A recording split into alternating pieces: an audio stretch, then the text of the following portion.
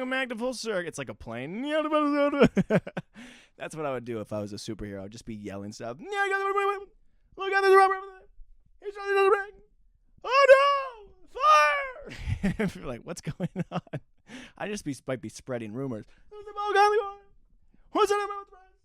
He said you look fat in the show. And they're like, oh my gosh, what? This is a fun little superhero. He doesn't actually save crime, but he does save boredom. Guys, so happy to be here with you today. My name is Tristan Sartoris, and I know that sounds a little bit like a flow, a bit of a rhythm, and just because it sounds like a routine doesn't mean that it is. It's repetition, because I mean it. That's right, camera 1 and 2 are still running hot today. This chair is still broken, haven't gotten that, have not gotten this new cord, like I said that I would. If I did, I don't remember clearly. So we're going to have to be very careful, very gentle with that. But guys, how was your week? What's going on in the world? Feel free to write that in if you so desire, and if you have anything that you would like me to cure. If you have problems and you want them cured, well, I can't do anything about that, but I can give you nonsensical, fruitful advice. And the fruit might be spoiled. Or it might be the wrong tree. It might not be exactly what you planted. You know, you don't always reap what you sow. Sometimes you might be reaping whatever I'm sowing, okay? Or vice versa. And sometimes you just got to be happy with what you get. So if you do need advice, throw it in. We'll see what happens. But anyways, the best part of waking up is anything but Folgers in your cup. Dude, coffee sucks, all right? As I've been trying to get off this caffeine kick, it's a reverse kick. It's like a caffeine injury, you know. I'm getting kicked by it. I've gotten down to one a day, and now it's becoming one every other day, oh so sparingly. And it's not that I want to be off caffeine completely, or at least I try to, and I'm fine to remove it completely. But then you hear all the neuroscientists and psychological, caffeine's good, it's actually good for your stomach. And I'm a sucker, okay? That's what happens, is that I get off it completely. I'm fine. This is the way I'm doing things. And people go, well, actually, life could be a little bit better if you did this. And then I do that, and then I have 19 energy drinks, and I go into this whole freaking cycle again. But if I'm going to have a little bit of caffeine, I want it to be more naturalized, okay, straight from a bean, a sort of plant. I'm fine to do tea as well. But the issue with that is no matter how I make it, consume it, go to Starbucks, Dunkin' Donuts, wherever, it tastes like the devil's bathwater. It's so bad, all right? And I thought it was just because I was making it bad. But I've gone to these nice, fruity little local spots, people reading their books and laptops, and they look so cozy. And I'm like, well, maybe I need a professional coffee, professional tea, whatever. It's still garbage. It's an acquired taste that I have not acquired. And honestly, it's kind of pissing me off. So the best part of waking up for me is a punch in the face. It sucks. It sucks so bad, dude. It's awful, man. And I keep going like, yeah, I would just like a little bit more sugar, a little bit more chocolate, a little bit more caramel, whipped cream. Put the cherries on there. And if you can remove the coffee out of that, sir, that's just a milkshake. Yeah, now we're talking. The best part of waking up is diabetes in your cup. AC/DC, singing about McDonald's shakes. What are they? Is it called a McFlurry? Is that what it is? Or a McShake? I don't know. It's one of the mix. It's a McShake. It's a McSugar. It's a McObesity. One of the 2 or 3 for sure. But anyways, feeling good, trying to, I guess. I'm feeling good about getting off of it. I don't know how I'm supposed to supplement and find something else new. I've actually even got this stupid this camel. I don't know what sound a camel. Whoa, camel, whoa! I've got this candle here. It is an iced camel macchiato, and it's lit. It's also 95 degrees in here, and I've also got the fire on because, hey, nobody tells me how I get to be comfortable in life, all right? If my body wants to try and go, no, it's too hot, we can't, no, all right? I win at all times. I outrank you. Step aside. Which basically means I'm so stubborn that my life sucks a lot. But anyways, I got this little coffee-smelling candle because I'm trying to, psychologically destroy myself and torture my brain into enjoying it. I'm like, oh, well, maybe coffee will smell like home now. But I keep lighting it during, like, work or things, like working out, like anything that's productive or that I don't want to be doing while I'm cleaning. I'm like, no, coffee just really smells like an unpleasant time. It's not cozy at all. So I got this, what I thought was for a good purpose, and it's having a backfire on me. But yeah, other than that, man, the reason I wanted to bring up the coffee and caffeine in the first place is that I don't think, is that with the caffeine withdrawal was the source of my tiredness to begin with, because I've quit it multiple times and I've never been like drowsy and slugging on. But I've been taking melatonin, because I've been trying to get into a better sleep schedule. Hasn't worked. I was looking over, like there was just, when I typically do a fake camera wipe anyway, but now we have a second camera. Don't forget about you guys. And I saw it. But anyways, so I've been trying to get a better sleep schedule. I'm taking the melatonin, and I think, man, this stuff lasts like 12, 14, 18 days. I'm so tired, man. Every time I take it, completely fine. And I come to life around 8 p.m., which is so unproductive. And it's pretty rough, man. I'm so tired. I can hardly make it through the day. And then I wake up at the nighttime right before I take another, like it's really killing me. The dreams are weird. You wake up in panic, or you hear a ghost, and then you're just like shaking, and then you take more melatonin, go back to sleep. My whole schedule, my whole way of life is really unpleasant. But like I said, I'm so stubborn that I tell myself how to live, and I'm not winning. You can say whatever you want, you can be as stubborn as you like, but you don't get the win just for pushing ahead. Sometimes having it your way that's for Burger King. But anyways, so yeah, it's been rough waking up really late, and I've been eating bad because of that, because it takes me so long to kind of come to life. I'm like, I gotta get through all this work. Well, how? I gotta get through all this work. I don't even get to go see the sun and really enjoy it. So what am I gonna do? All right, I'm gonna get some nice food. If I can grind through this, if I can really just buckle down and be extra productive right now, I'm gonna reward myself with a treat, which is unfortunate, man. I don't drink or do any drugs or any of the exciting stuff. And unfortunately, even money isn't like motivating enough to work. Sometimes you're like, forget about it. Who cares? So it's tough, and I'm treating myself like a child. We're gonna go get ice cream if we finish? Yeah, that's right, we will, Tristan. And then I do it, and then I eat so much that I end up not even getting all the work that I wanted to do done in the first place, because I had so much food. I'm like, I'm so fat, I can't possibly work anymore. It's like, but if you do a little bit, we'll get you more ice cream. I go, stop it, please. Okay, a little bit more. So not last night, but the night before, I had 6 ice cream sandwiches, 4 M&M ice cream sandwiches, 2 servings of sushi, a bag of salt and vinegar chips, a half gallon of milk, a family-sized pack of like sour punch straws, and a party-sized box of Gushers, which totaled about 19,000 calories. And I felt so fat, and I did not get much done. So maybe it's not the melatonin. It might just be my way of eating, where my body's like shutting down. And that's on me. But you know what? Sometimes you got to blame other people for your own mistakes. But anyways, happy to be here with you guys today. Happy to be having some sort of fun and having a silly goose time. I don't know. There's not really much new with me. What's going on? What have I done since I last saw you? We did not get any sort of AC going on in here. It's so weird, man. It's freezing. It's like 40 degrees in the morning, and it's 80 in the afternoon. And I don't know. I'm like pressing the dials. I don't know how to work this thing, honestly. I can't there's a science to keeping a room nice and cooled and controlled, and I haven't figured it out. So it's tough. I won't lie to you. But what have I been up to? I went to go see a movie, man. I gotta tell you, I love going to the theaters like a nooner. You go peek at nooner, a matinee showing, if you will. I mean, you go in, you experience a whole other world at like 11 a.m. You walk out, sun's still shining. You're still not completely awake because you eat like garbage and you have melatonin. But you know what? The experience is interesting for sure. But you walk in there, and typically there's like no one there. You got all the space. It's AC. That's, they're good at that. Okay, they got that thing climate controlled.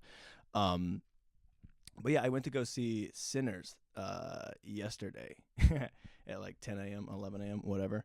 And it's always fun because, well, one, because of everything that I just said, but two, the people that are also there, what I'm also kind of shocked, dude, by how many people, like, I have a luxury where I can control my own schedule and I can procrastinate and make my own life harder than it needs to be. So I can be out and about in the middle of the day, but there are a lot of people you're like, well, don't you have somewhere to be? Which is funny because I'm out there as well, and I'm like judging, like, where are they going? What are they up to? But the people that you run into in a matinee showing on a Tuesday are typically old people.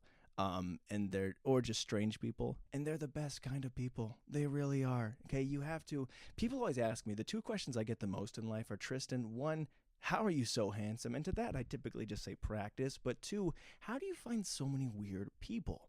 And you have to open yourself up to it like a magnet, you know, like there is a polarizing, welcoming effect where weird and strange people go, oh, he's, you know, admittedly also an odd fellow, and they kind of just, they fall in line, you know, like it's a magnet, okay? I don't, some sort of, this has to work in nature or something. So there's a weird pheromone, something. I don't know what the science is behind it, but when I open myself up and I say, come to me, they find their way. I don't have to seek it out. I just stand there. And that's exactly what happened in this theater, dude. I don't look for it. I just sit there. I keep to my peace, and it came. So I'm in this theater, right?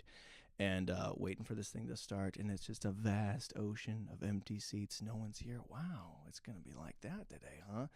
Older man walks up right next to me. He says, hey, is this Sinners? And I go, yes, sir, it is. And he goes, see, they told me it was in Theater 4, okay? And I go, this is Theater 4. He goes, no, this is Theater 7. I go, no, it says right there on the door. It says 4. Those numbers don't even look the same. He goes, what?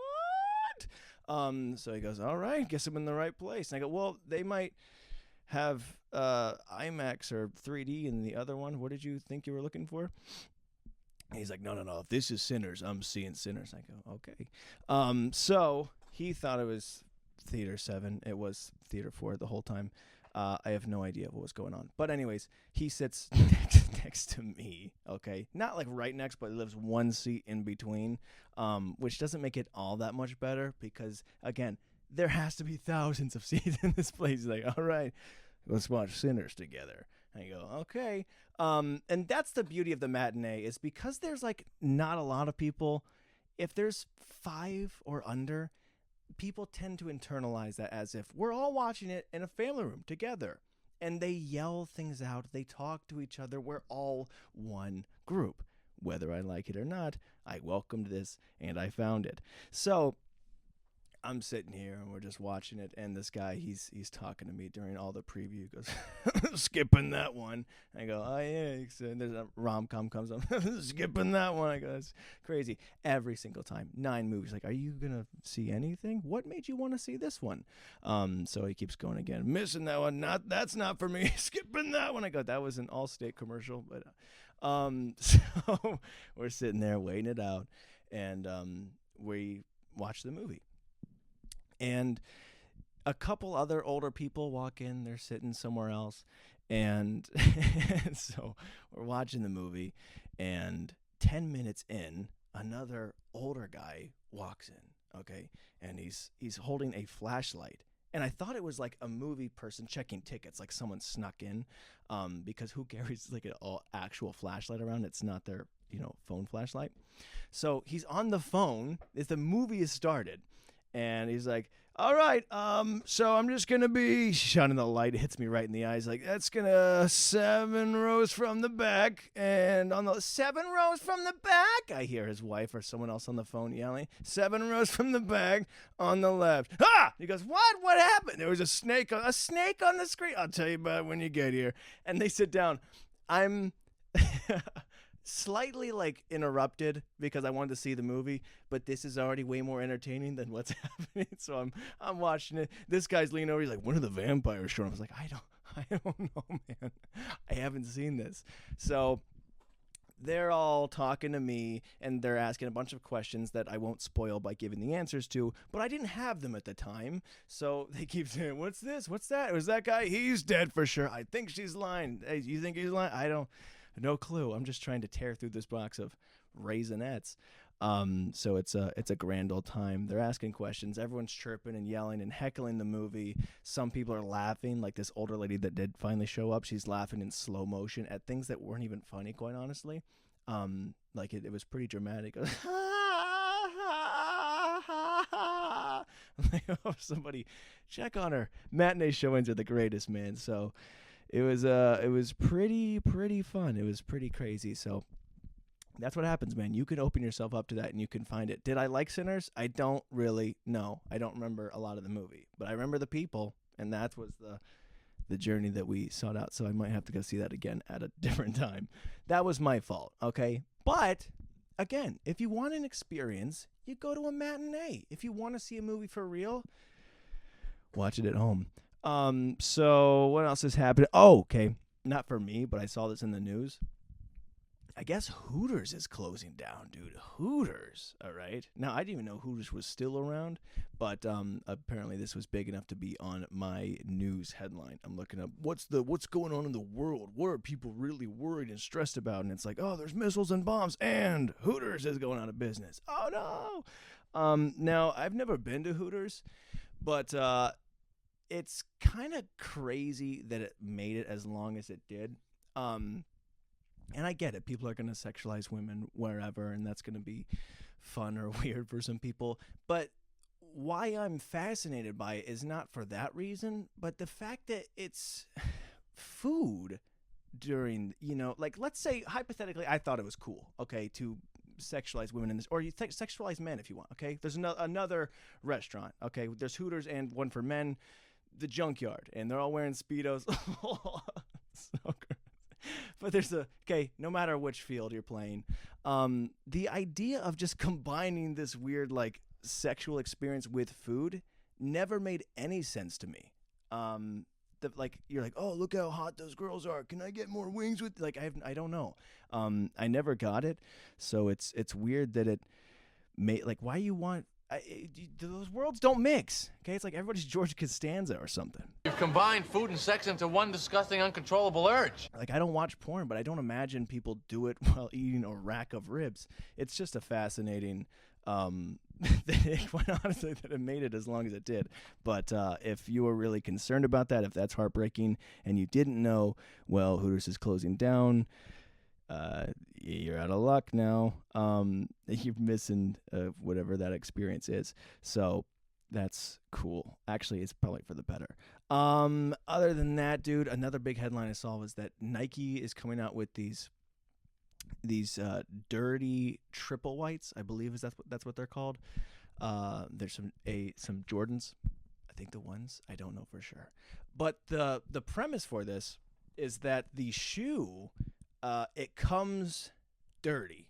It comes filthy. And Nike says you got to wear it for a long period of time, and slowly it wears the dirt away and it gets whiter. Interesting premise out the gate. If you want it to be white, why don't you just get one that's already clean? Don't sell me this. So people are buying these, and they're like, well, we want to see what it looks like. We can't just wear these for months and hopefully get them white, which, again, I got to kick my dirt into dirt, and somehow both the dirt leaves a clean. The science makes no sense. So people are like, we got to see, let's just simulate, let's fast track. So they're scrubbing, they're working these things off tirelessly, effort, hours, scrubbing. I want to see white. They can't get the dirt off the shoe. And now they're starting to, there's like a little conspiracy. People are starting to think, are they just selling us used, dirty Nikes and saying, hey, it's going to come off eventually? And then what if it doesn't? And how would you even know?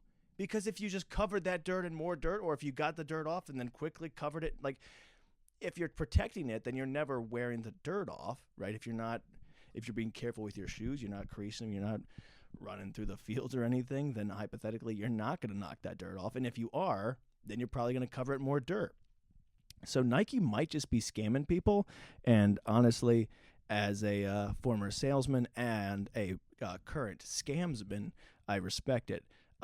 So if anyone gets those shoes, please let me know if you have gotten the dirt off them at all. I think it's just a funny concept, though, to just be like selling people dirty and old, worn out things and be like, don't worry, eventually. But how long? Just at some point. But could I get like 8 times? It kind of depends on the user. But what if it's a lot? Hello? Can I get anything? Can't. I don't know. So it's pretty great. I'm super interested. Sell me a broken TV. Hey, you watch that broken screen enough, eventually that static might turn off. No promises. So that's pretty cool. Anything else exciting going on for me in my time, in my life? That was all the headlines we had. And I mean, this isn't really a story, but as far as like more weird situations go, I was so bummed out, man. I was walking to the store today. This happened just a couple hours ago. I was walking to the store, and there's this lady, this homeless lady, and she's pulling her cart full of some things. And she's walking, I'm walking, and I round the corner before she gets to the corner, and there's a good, 15, 20 feet between us, but I beat her to the corner because I'm so quick. And I don't think anything of it, but I notice it because I'm an observational wizard. And then I'm walking through this parking lot, and I hear yelling. And I go, I was like, what's going on? Maybe there's a fight or something. And I turn around, and I see her, and now I'm far away. And she's looking at me like, and she's literally shaking her fist at me. And I'm like, oh no. And I'm trying to pause the music, and I got these little earbuds that they also hook around your ears. And I don't want to miss this. Like, it was such a fun and awkward situation. I was missing it, and I was pissed. And I was like, I'm just looking at her, just like pressing these buttons, like, okay, blah, blah, blah. Like, okay. And it looks like she's only getting more angry. I'm like, no, I don't want to miss this. And the only thing I heard from her is like, don't you ever walk in front of me again. And that was it. And then she rambled on a little bit more, and then by the time I finally paused my music, I was like, I can't. She walked away, and I was so bummed, dude. I was so bummed. There was going to be so much more. Look, not that I want to instigate. I mean, I probably did. But not that I wanted to make more of the situation. I mean, I probably did. But I would have liked to just play that out, okay? I love a good story, dude. I love the weird, and that's not because of the podcast. It's not because I'm here to got to use this camera, present some stories to you. I've just always done that in life. Like, I love the awkward and weird situation because I love stories. You know, if you're on the campfire, anytime you meet up, I love when you get somewhere before somebody else and you already got a story. It's just, I love a good story. And there was going to be another one. I was going to get another story, and this is a story about how I didn't get that story. Shame.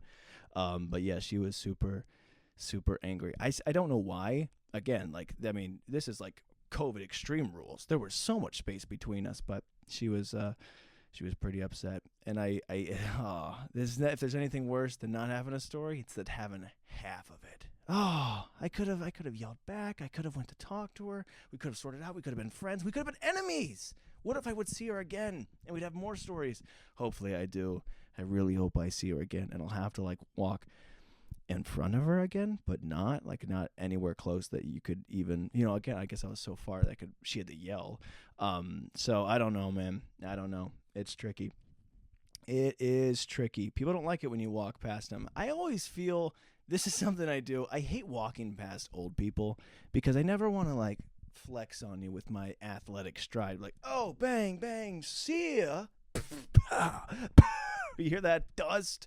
But I always feel bad about walking past an older person or even just a slower person in general. So I don't know if this is proper or if it looks right or if people even fall for it. But when I'm kind of walking up behind something or someone, I almost pretend to trip. So I get that quick extra ta-ta-ta-ta-ta. And I catch those 4 or 5 recovery steps. So then I overtake them and go, oh, he wasn't trying to show off. He's not so athletic. He's unathletic. He tripped. And that's how courteous I am, man. Okay? Like I said, I got good guy Tourette's. I'm just out here making people feel better until I'm not. But anyways, what's the verdict on that? Is it fine to walk past an older person? Is it fine to just overtake people in general? Some people be slow walkers, and I can't just casually, what Are we just waiting now? Like, we're almost standing still. Okay, some people are just moseying. I'm like, I'm doing laps. I got people to see, babies to save, kittens to rescue. I don't. But yeah, I don't know. I don't know what's the verdict. If there's any senior citizens out there, how do you feel when a young, spry, handsome, talented, amazing superstar like myself passes you up with a stride? Like, do I need to, or should I be jogging on your left? And then I just stop. Like, if I just ran past you and I stopped 6 feet ahead, you're like, oh, was he done running now? Or I have done that and I start running and I don't feel like I can stop. So I'm like, oh man, now how far do I got to run before it looks like I just got tired? Because clearly I'm a specimen, you know? So I got to run for like a quarter mile or something, however long Avengers do. And so it's tricky, man. Those are my problems. I know people are struggling with more, but in my life, I'm just trying to figure out how to pass up these old people without hurting feelings. I don't know, man. I don't know. Life is difficult, I will tell you. So anyways, guys, thanks for tuning in. This has been a fun little episode of Full Circus. And I think that's just about everything I had to talk about. I'm trying to rush this out because I forgot to plug my laptop in and the battery's at 3%. All right, guys, I see you. I love you. You're the best people in the world unless you suck. But if you don't, you're the greatest. And I'll see you in the world. In the world of peace.